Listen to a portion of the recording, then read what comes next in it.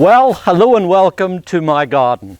Today we're going to talk about growing a clematis on a lamppost. I'm going to show you how you can train it and also a trick so that you can get even more flowers on it too. And here's what you're going to need. Obviously, the first thing you're going to need is a good, well-grown plant, one that's nicely shaped and healthy, one that's going to make a nice quick transition into your site, and one that of course is going to give you a beautiful display in years to come. You'll also need something for the plant to be able to climb on, and in my case here I'm using some chicken wire. I put this around the lamp post, and because my post is a black color, I spray paint it, and that helps to disguise it against the post. You're also going to need a good sharp pair of pruners, a general well-based fertilizer, or you could use liquid feed. That will get you more instant results. Then of course you're going to need to water it after it's been planted and in drier periods of the year. And also then I like to put down a layer of mulch. This is hardwood mulch. It helps to keep the soil nice and moist, retains moisture, and also keeps it cool too. Now they call the clematis the queen of the vines. That's because they're really beautiful. And you know what? They're really not very hard to grow either. You get different types, but by far the most popular are what they call the large flowered hybrids. These come in different colors. You get reds and pinks and whites and light blues and dark blues, of course. Then you get different shades of purple, from light purple through to dark purple and mauves. And I really like the dark, rich burgundy colors and purple colored ones.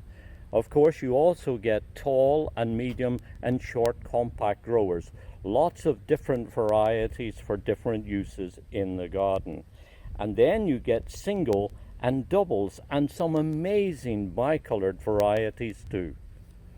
Now typically these early large flowered hybrids will flower twice in the year.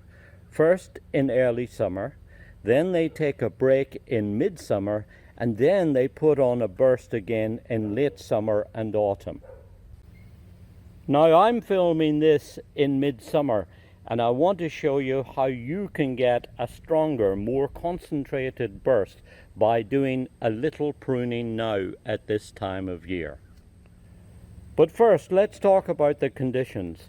They love to grow in a sunny, well-drained site.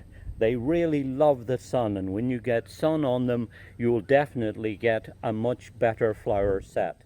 Some of the paler colored varieties will bleach out sometimes if they're in strong sun conditions. So you might hear us talking about placing some of them in a partially shaded site. Sun part of the day, but avoiding the strongest searing sun in midday. But most will thrive and do best in a sunny site. So let me stress that it's very important that the soil you plant it in is free draining. Now the other thing that they really love to have is a nice cool root run, and that's why here in this bed we've planted some annuals and perennials. It's amazing how having plants on the top of the ground will take the temperature of the soil down a few degrees, and they really love that. You can also of course put down a layer of mulch. That helps to create a nice cool root system for them too. Now, in old Victorian gardens, they often planted them on the sunny side of a wall, but sometimes they would actually punch a hole in the wall and plant the roots on the shady side, the cooler side of the wall, thereby creating the old catchphrase that goes with growing clematis, in that they like to have their heads in the sun and roots in the shade. And I've seen stories where sometimes head gardeners would go out and carry a big rock, and they would plant that down on top of the soil because the rock helped to provide nice cool conditions for them too. Now, if you haven't seen it before, it's very interesting the way that they're able to climb up things. You see, in nature they have adapted where they will climb up shrubs and trees, and in fact sometimes in a garden we can use that to provide colour and a structure for them to grow up. In other words, they clamber through trees and shrubs.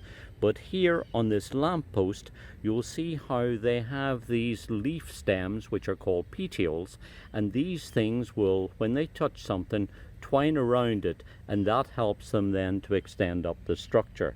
Now here on this lamppost, I'm using the chicken wire, and that provides a nice strong structure for them to be able to twine up and provide all of this growth that extends up the lamppost. Now this particular variety is a variety called General Sikorsky, and it's really a fantastically performing plant.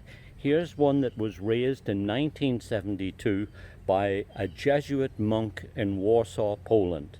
The late brother Stefan Franzak looked after the garden in the monastery there, and behind the Iron Curtain, with his Jesuit connections, he got Clematis varieties from various parts of the world.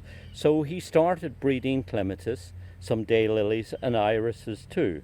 And before he died in 2009, he raised over 80 varieties, 68 of which have been registered with the International Clematis Society. And this one, General Sikorsky, which is named after a famous Polish war hero and politician, is one for me of my favorite varieties that he bred. It was introduced by Jim Fisk from England, who got it originally from another Polish breeder called Władysław Knoll. It's really a fantastic variety, and one that I've been growing here. This plant is now over 17 or 18 years old and has been giving a tremendous display each and every year from the very first time I planted it. And now in midsummer, as you see, it's nearing the end of its first flowering cycle. There's just one solitary flower here on the top of the plant. All of the rest of them have now gone over, and it's starting to make these seed heads. Now they are really quite pretty, and sometimes people will leave these on. I've heard them referred to as old man's beard because of their kind of fuzzy appearance. But between you and me and a gatepost, I really much prefer flowers, and here's the little trick I was telling you about. So what we want to do is, rather than have it put all its energy into producing these seed heads, instead we wanted to make new growth. So therefore, when it flowers again in about 4 weeks or so, it's going to produce even more flowers going into the late summer and early part of the autumn time. So now with your pruners, we look to remove about 1/3 of the growth at this time of year. So what we do is we go back to where there's a node that's a joint in the stem, and just go in and remove about, as I say, 1/3 or so of the growth. So we just go in and snip this all back. Shorten back any weak or straggly growth. Just take that again back to a node. And if there's any dead stems like this one that perhaps got damaged by the wind or whatever, of course take that out too.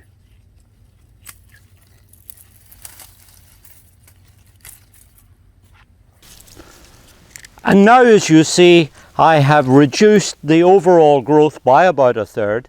I've removed the old seed heads, shortened back any straggly shoots, and removed any dead pieces that are on the plant, and so it's now ready to start a whole new growth process. And to help that along, there's a couple of things we can do.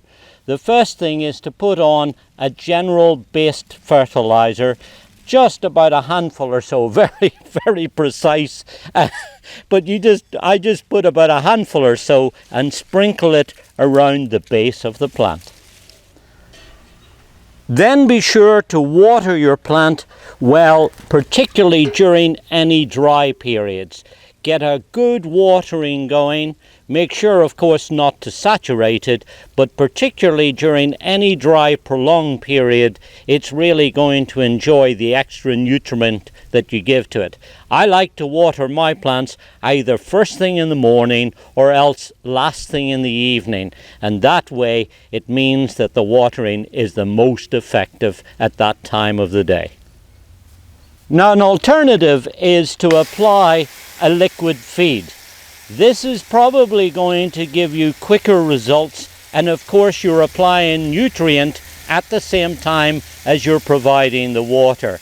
And I tend to find that with shorter time spans like we're working with here, this is probably going to be more effective than applying a dry granular fertilizer.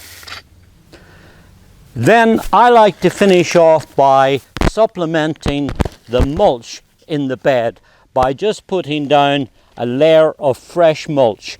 I put that around the base of the plant, probably about 2 inches or so deep, and that will do two things. It'll help certainly to retain moisture in the soil, but also it'll keep the roots really cool, and that's going to produce lots of beautiful strong growth and plenty of flowers going into the latter part of the summer and into the fall.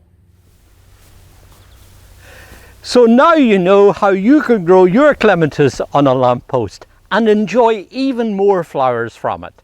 This is David Wilson. Enjoy your gardening. It's good for us, and it's very good for our environment too.